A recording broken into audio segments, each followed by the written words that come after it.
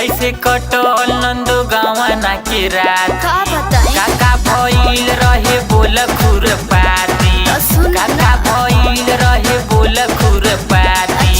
कैसे कटल नंदो गवाना के राती काका भइल रहे बोल खुरपाती चोली का लिया उसने ना उठा के दिया जब रे भौजी बड़ा तो खेला करे होइया रे भौजी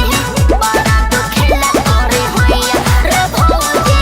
बड़ा तो खेला करे होइया रे भौजी बड़ा तो खेला करे होइया।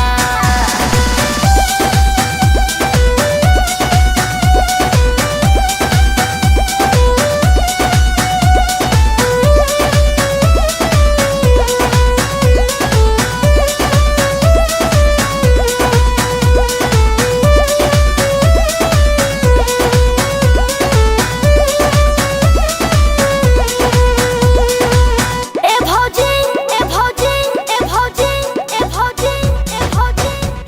हे भौजी पियावा मिलल बाया नारी चलावे हाथ गाड़ी ए भौजी ए हो ए भौजी पियावा मिलल बाया नारी चलावे हाथ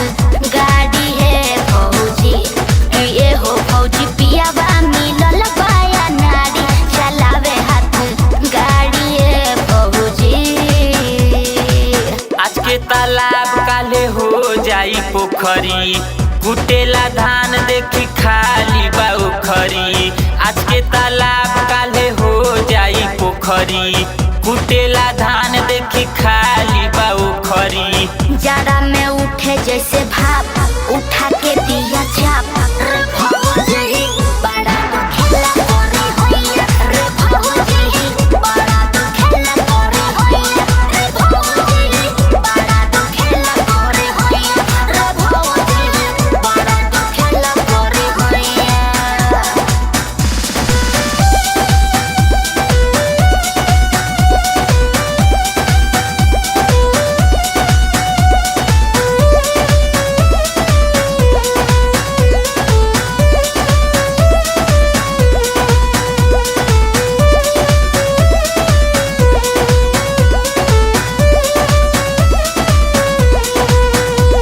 कमरिया कमरिया कमरिया दाबे भौजी